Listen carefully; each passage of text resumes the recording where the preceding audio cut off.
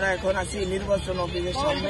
এখানে একটা কাঠবাদামের গাছ দেখলাম যে একটা কাঠবাদাম আসলে পাখি খেয়ে ফেলাই দিচ্ছে, উপরের গুলো আর কি, ভিতরের গুলো রেখে কি অবস্থা।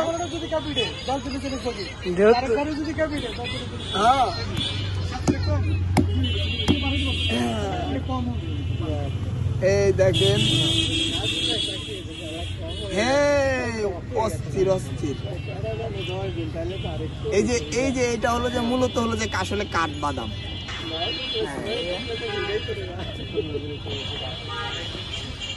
এটা কিন্তু আসলে অনেক মজার, কিন্তু আসলে এই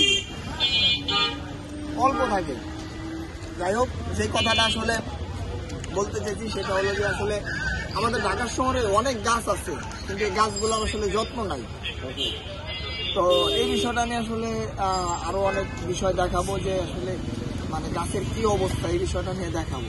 ওকে, ভালো থাকবে।